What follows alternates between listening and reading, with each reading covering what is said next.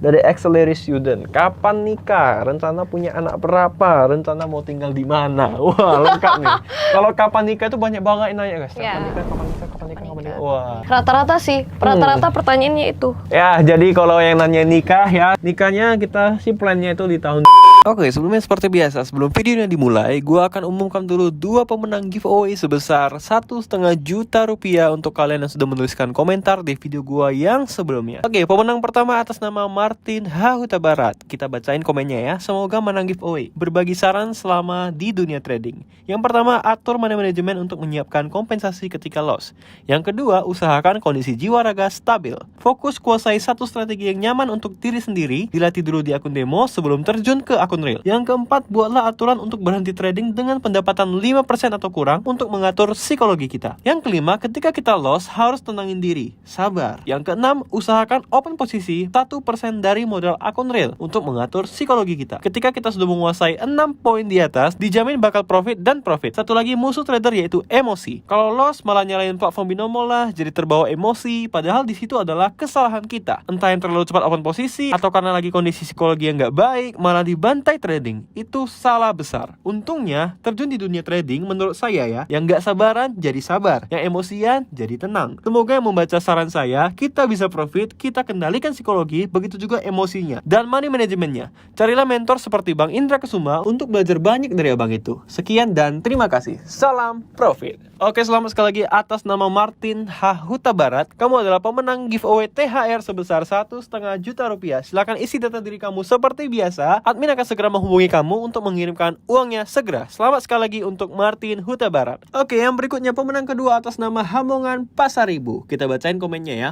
Wanita itu perlu bukti, bukan janji. Bang Indra membuktikan kepada kita bahwa seorang laki-laki tidak mengumbar janji-janji yang tidak akan ditepati. Seorang lelaki harus membuktikan keseriusannya terhadap wanita yang ia cintai. Seorang lelaki harus bekerja keras untuk menyenangkan hati wanita yang ia cintai. Lelaki terbaik adalah lelaki yang mempunyai sejuta cara untuk menyenangkan satu pasangannya, bukan lelaki yang memiliki sejuta wanita dengan satu gombalannya. Oke, selamat sekali lagi untuk Hamongan Pasaribu. Kamu beruntung mendapatkan giveaway THR sebesar 1,5 juta rupiah. Sekali lagi selamat untuk 2 orang pemenang yang beruntung hari ini. Langsung aja isi data diri kalian, admin akan segera menghubungi untuk mentransfer uangnya. Dan buat teman-teman semuanya yang belum beruntung, jangan berkecil hati, terus pantau dan ikutan giveaway dari saya, karena saya selalu bagi-bagi hadiah untuk kalian semuanya. Jangan lupa juga follow Instagram saya di @indrakens, karena akan ada kuis berhadiah THR dan uang tunai untuk kalian semuanya. Nantinya jika channel saya mencapai 100.000 subscriber sebelum tanggal 31 Mei ulang tahun saya nanti, saya akan membagikan giveaway sebesar 100 juta rupiah untuk 200 orang pemenang. Jadi masing-masing mendapatkan 500.000 rupiah. Kenapa 200 orang pemenang? Supaya semakin banyak orang yang mendapatkan kesempatan untuk memenangkan giveaway dari saya. Jadi buat kalian semuanya, jangan lupa like, comment, share, dan subscribe channel ini sekarang juga.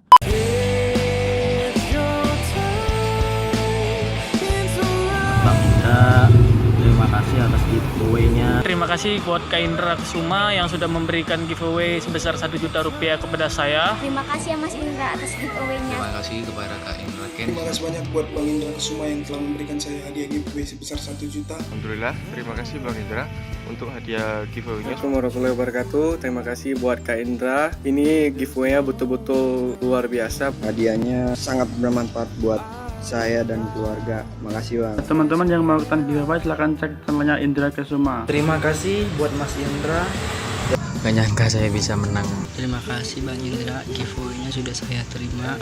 Terima kasih buat Kak Indra Kesuma yang telah memberikan saya giveaway sebesar 1 juta rupiah. Terima kasih Kak Indra untuk hadiah giveaway-nya sebesar 1 juta rupiah. Hadiah ini sangat bermanfaat bagi saya. Dan teman-teman jangan lupa untuk subscribe, like, dan komen ya. Oke, terima kasih.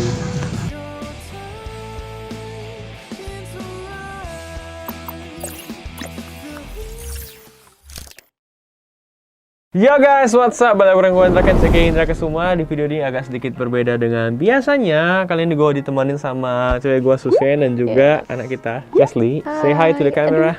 Oke, jadi di video ini kita ngobrol santai aja. Ya, jadi kita bakal jawabin pertanyaan-pertanyaan kalian hari ini. Sebenarnya ini udah lama banget postingannya ya. Udah sebulan yang lalu, tapi kita belum sempat bikin videonya. Jadi kali ini kita bakal bikin videonya dan kita bakal jawabin pertanyaan kalian semuanya. Ya mungkin nggak semua pertanyaan bisa kita jawab, tapi kita akan jawab beberapa pertanyaan dari kalian. Kalau begitu langsung aja. Tapi sebelumnya kasih dia tidur dulu lah ya. Bye bye Kesley. Bye bye.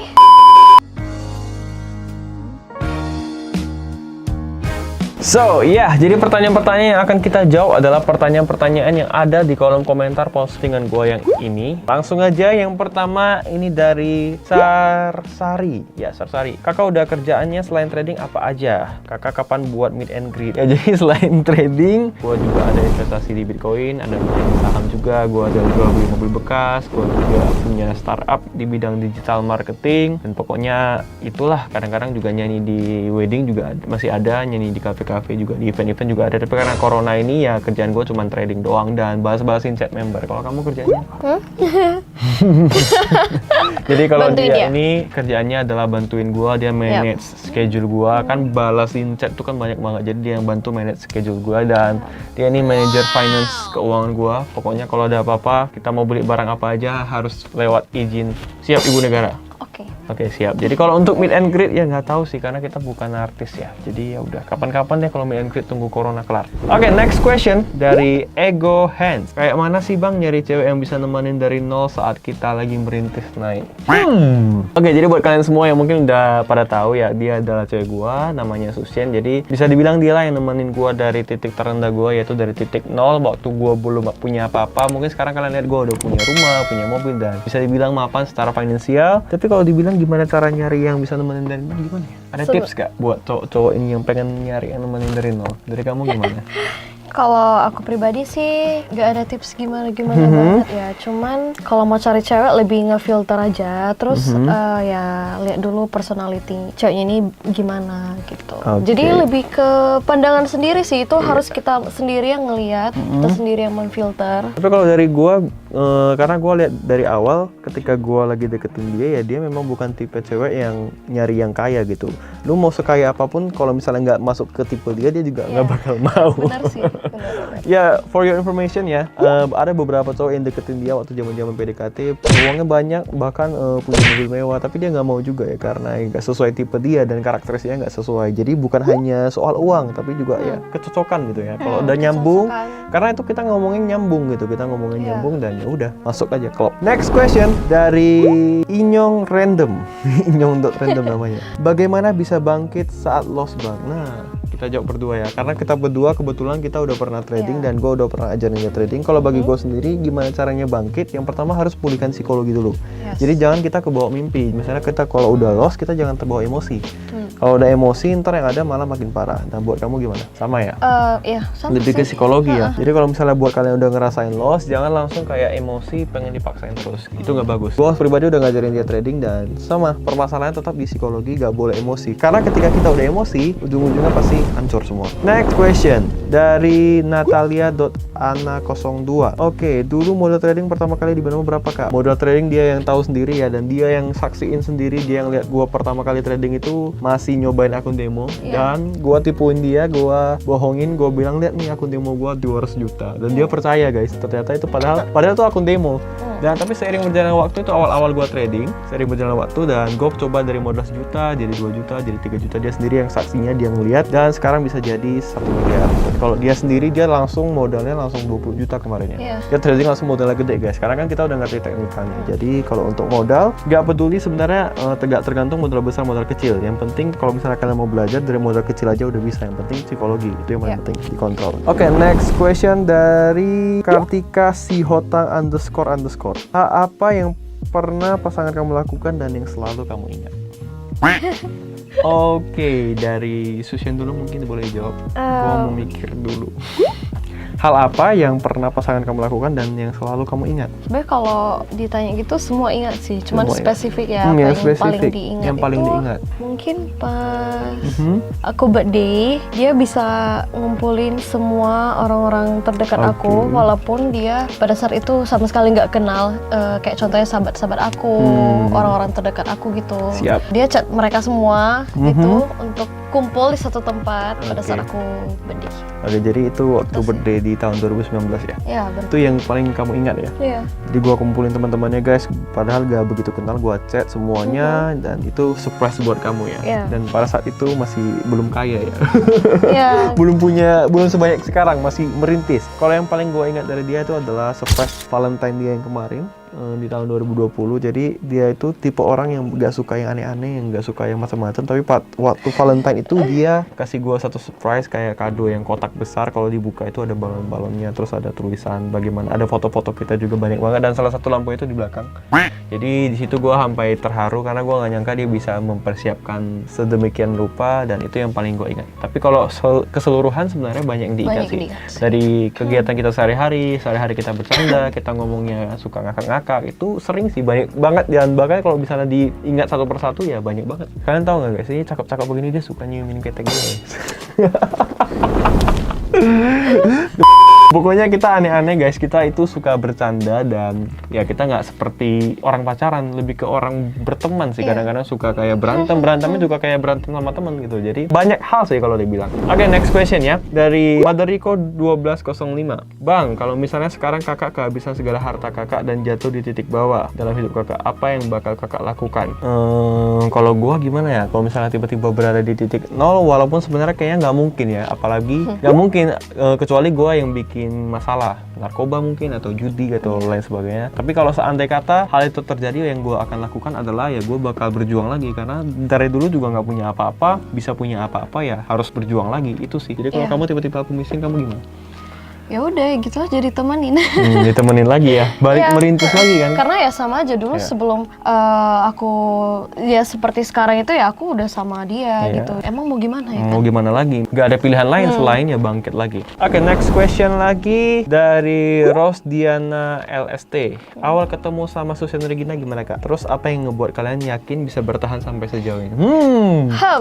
Pertanyaannya bagus sekali. Jadi awal ketemu sama dia itu gara-gara di kantor. Kita satu kantor ya. Jadi di kantor lama gua itu gua kerja sebagai video editor. Gua bikin video. Jadi dia itu sebagai adminnya di sana. Awal kenalan dia nyalamin gua kayak gini guys. Kayak gini. Karena kenapa? Karena awal-awal gua adalah orang yang nyebelin bagi dia. Ya gua juga merasa gua nyebelin banget. Awalnya gua itu overconfidence guys. Bayangin gua langsung kayak SKSD. Jadi kayak dia ngelihatnya ilfeel gitu ngeliat gua. Tapi semakin hari kita akhirnya di satu kantor itu kita duduk bersampingan. Akhirnya kita ngobrol. Dari ngobrol itu kita jadi dekat ya. Kita ngomong apa aja bisa klop. Terus ya aku baru tahu dia juga orangnya fun. Dan yang satu hal yang lucu guys, akhirnya gue bilang mana Instagram gue follow dong. Akhirnya pas gue follow dia kan, dia follow back juga, dia lihat apa nih orang. Pada saat itu followers gue udah 15 ribuan karena gue juga bikin konten YouTube yang prank-prank begitu. Jadi akhirnya dia bertanya-tanya siapa sebenarnya lelaki ini kan. Dari situ akhirnya kita sering ngobrol, bahkan yang lucunya kita sampai dipindahin ya gara-gara kita berisik. Karena terlalu ribut kan. Jadi kan mengganggu yang lain untuk konsentrasi kerja. Dari situ kita makin dekat. Awalnya kayak nggak ada niatan untuk jadi pasangan. Bahkan dulu aku anggap dia kayak abang sendiri sih. Benar. Dan dulunya itu dia juga masih belum bisa move on dari mantan dia, dan bahkan gue pada saat itu masih punya pacar dan udah mau putus sih, emang masih udah nggak bagus hubungannya, masih punya pacar, tapi ya udah dia kayak kakak adik aja. Berawal jadi setiap apa aku galau aku curhat ke dia. Namanya kita lelaki yang selalu mendengarkan guys. Ya pokoknya nggak kepikiran sama sekali. Bahkan dia pernah bilang kalau misalnya aku satu-satunya cowok, dia pun nggak mau. Jadi dia nggak mau sama gua gitu loh. Bahkan satu kantor itu kayak udah ngeliat kedekatan kita udah akrab, udah dijodoh-jodohin gitu sama satu kantor. Tapi kita kayak nggak mungkin. Nggak bakal mau gua sama lu. Aku orang yang pertama yang nyangkal kalau dia tuh aku nggak bakal sama dia gitu. Karena aku juga pernah bilang sama teman satu kantor ya. Aku bilang semua cowok yang ada di kantor ini bukan tipe aku. Jadi aku nggak bakalan mungkin sama dari salah satu dari mereka. Dan gitu. yang gue ingat ya, dia itu awal-awal itu jijik banget sama gue, benci banget sama gue. Kayak ngapain sih orang ini masuk ke kantor ini? Aku gitu. Sampai bilang apa nggak ada yang lain gitu. Atasan aku sendiri, aku bilang ngapain dia masuk ke kantor gitu? Apa nggak ada orang yang lain gitu? Itulah guys kan. Tapi berakhir akhirnya dari situ gue bertekad, kapan kau ya bakal ku dapatkan hati. Dan akhirnya sekarang gue berhasil. Next question, target terbesar tahun ini apa bro? Dari Sahid.noe. Apa ya, kalau gue target terbesar tahun ini resolusinya banyak. Pengen ke Eropa, pengen ini, pengen itu. Pengen, kalau misalnya dari financial gue pengen punya 10M di tahun ini. Tapi semua target-target itu menghilang. Target gue pengen keluar rumah, pengen ke mall. Iya. Gara-gara corona ya. Ya tapi ya puji Tuhan bersyukur kemarin kita baru aja pulang dari Rusia di bulan Februari kemarin. Setelah pulang barulah terjadi corona ya. Andai kata nggak ada corona mungkin kita udah kita bisa jalan-jalan ke Bali mungkin, atau ada plan juga bulan 5 ini harusnya kita ke Jepang, gara-gara corona cancel. Hangus tiketnya. Ya pokoknya targetnya ya nggak muluk-muluk, yang penting kita sehat aja, bisa panjang umur dan bisa kembali beraktivitas seperti biasa. Oke, next question dari Grace Manuela. Gimana bisa tetap setia satu sama lain dalam kondisi terburuk?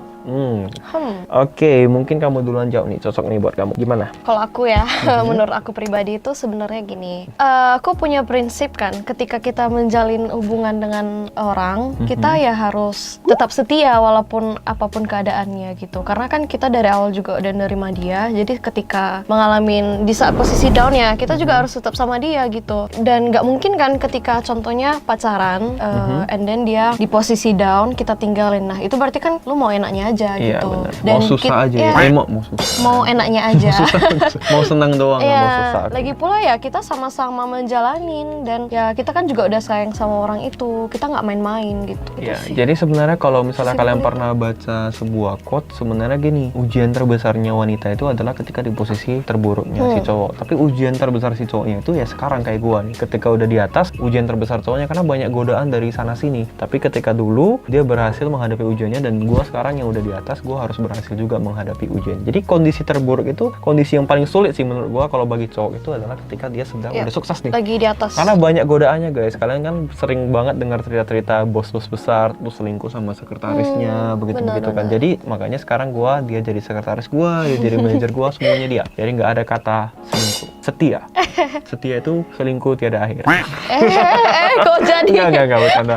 Next dari Uda Koto 93. Apa saja 5 hal yang paling membuat Bang Indra bersyukur saat ini? 5 hal yang paling membuat gue bersyukur saat ini adalah ketika posisi gue yang terburuk itu gue punya orang yang nemenin gue dan support gue. Jadi psikologi gue dalam trading itu juga bisa lebih baik. Yang kedua pastinya gue di posisi sekarang lagi COVID-19, lagi ada masalah, lagi corona, bisnis semua pada jatuh. Tetap bersyukur karena tetap bisa makan enak, tetap bisa ya bersama keluarga, tetap bisa menikmati hidup ibaratnya. Yang ketiga yang pastinya banyak banget sih. Iya, banyak apa sih. aja, bahkan nafas kehidupan kita masih bisa bernapas, masih sehat, bangun itu masih punya tangan, punya kaki, lengkap semua, itu juga bisa disyukurin. Keempat, kadang-kadang gue lihat komen-komen kalian di Instagram, postingan-postingan kalian, dari komentar-komentar kalian di YouTube yang berkata bahwasanya setiap postingan gue itu menjadi inspirasi bagi kalian. Di situ gue bersyukur karena hidup gue itu bisa berguna, dan dari postingan gue, dari setiap apa yang gue lakukan, kalian bisa ibaratnya dapat inspirasi. Di situ membuat gue bersyukur. Dan yang terakhir gue bersyukur adalah karena gue beruntung banget punya seseorang yang menemani gue. Tadi udah sih yang nomor pertama, tapi ini lebih lagi guys, karena ini bersyukurnya harus double, 2 kali lipat.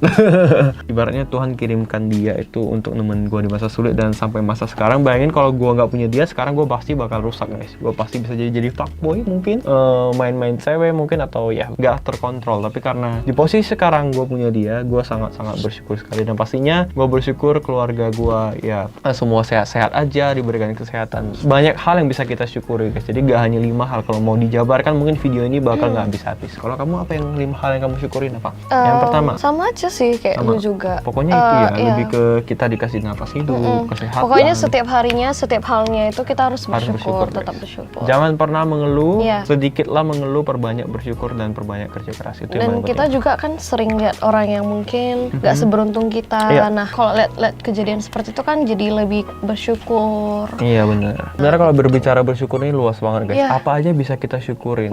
Jadi kalau contohnya kita kecelakaan nih, kita kecelakaan jatuh dari sepeda motor, itu pun bisa disyukurin. Syukur masih hidup gitu. Iya benar. Syukur luka ringan gitu. Jadi kalau kita mau melihat sisi dari hal yang positif, itu semua hal itu bisa disyukurin. Next question dari MF.Dika. Bang, kalau semua orang jadi trader gimana? Gak bisa sih. Kalau semua orang jadi trader pasti kacau. Siapa yang jadi dokter, siapa yang jadi guru. Kehidupan itu udah ada balance-nya sih. Jadi semuanya itu udah ada yang ngatur gitu loh. Jadi nggak bisa juga semua jadi trader. Bayangin siapa yang jadi presiden gitu. Semua orang trader ya ekonomi dunia kacau gitu. Jadi trader itu memang adalah sebuah profesi. Sama kayak kita menjadi seorang driver, kayak gue juga pernah jadi driver Grab, pernah jadi driver taksi online, itu kan profesi. Kita menjadi musisi, kita jadi penyanyi, itu juga profesi. Jadi nggak semua orang harus dipukul rata jadi trader. Next, dari Sahid MHDD Anil. Bang Indra sama Kak Susen udah berapa lama pacaran? Dan apakah Kak Susen nggak pernah egois gitu di saat ngejalanin hubungan? Jadi kalau kita pacaran itu baru setahunan ya, kurang lebih 1 tahun lebih aja, lebih dikit. Dan kalau misalnya masalah egois, gak hanya dia egois, bahkan gue juga, kita semua berdua itu sering egois. Ya pastinya pernah, bahkan bisa dikatakan sering. Kita berdua ini berantem, kalau berantem lumayan ngeri guys, lumayan cukup mengerikan. Jadi ya kita masing-masing punya ego. Dan untuk menangani hal seperti itu, kita bahkan sampai bikin pokoknya tanggal ganjil itu dia harus ngalah, tanggal genap gue harus ngalah. Jadi bicara ego itu adalah satu hal yang sulit sekali untuk dikendalikan. Next question dari Lega Ariska. Kasih motivasi bang supaya hidup kita penuh dengan semangat. Gimana ya motivasinya? Makanya lu cari cewek cakep, lu kerja keras supaya lu ketika lu ngelihat muka cewek lu itu lu pasti termotivasi. Kalau gue sih kayak gitu. Pokoknya nggak ada motivasi apapun ya. Lu mau dengar seminar motivasi dari Rihanna mungkin atau siapa motivator terkenal, kalau nggak dari lu yang mengeksekusi atau melakukannya, sama aja percuma gitu. Dan sebenarnya kalau kita kayak contohnya kita dengar motivasi dari orang-orang motivator terkenal kan, itu sebenarnya kita udah tahu apa yang dia bilang, cuman kita nggak lakuin atau dia sekedar remind kita, ngingatin reminder kita doang guys. Jadi gue bahkan udah pernah ikut seminar motivasi dari Anthony Robbins, itu salah satu motivator terkenal dengan tiket yang mahal banget. Gue beli yang tiket yang paling murah itu di Singapura, itu aja 8 juta guys. Yang paling mahal VVIP itu bisa 40-50 juta. Dan di sana ya yang dia katakan itu semua ada di YouTube, ada di Google, dan ada di buku dia gitu ya, tentang ya bagaimana kita harus percaya, kita harus yakin gitu. Bahkan gue udah pernah jalan di atas api di seminar Anthony Robbins itu, jalan di atas api. Intinya ya lu harus face rasa takut lu gitu, lu harus hadapi ya. Pokoknya itu doang gitu. Mau seminar motivasi terhebat di dunia sekalipun, kalau lu udah datang ke situ terus lu nggak eksekusi, lu nggak praktek, sama aja. Sama aja. Tapi motivasi terbesar gue adalah ketika gue melihat wajah yang cantik, gue langsung semangat kerja karena pengen dihalalin guys. Iya. Oke, next question dari Afid DCP17. Kepikiran buat bagi-bagi rezeki untuk masyarakat yang kurang mampu nggak bang di musim corona ini? Oke, kalau soal bagi-bagi rezeki gue udah ada beberapa kali lakukan. Untuk subscriber gue bahkan juga ada, lewat kitabisa.com juga udah ada, lewat beberapa komunitas di Medan juga udah ada. Pokoknya itu hal yang wajib. Dan kami berdua kadang-kadang waktu COVID-19 ini kan sering pesan makan lewat Gojek. Nggak kadang-kadang sih, lumayan sering lah. Setiap kita pesan tuh kita pasti kasih abangnya minimal tuh 1 atau 2 bungkus. Karena dulunya gue itu adalah orang yang pelit ya. Kalau kalian kemarin ada nonton live gue bareng Just No Limit, gue juga ada bilang kok gue itu pelit banget. Bahkan parkir itu 5.000, gue kasih, gue minta baliknya 2.000 guys. Gue orangnya sepelit itu. Tapi sekarang ya seiring gue berkembang, gue bertumbuh, dan akhirnya mindset gue mulai berubah. Memberi adalah udah menjadi kebiasaan kami sehari-hari guys. Bahkan kami kalau misalnya parkir kita kasih 5.000, 10.000 ya udah diambil aja. Kadang-kadang kita kalau dia juga sering pesan Gojek ya pasti minuman sekalipun ya.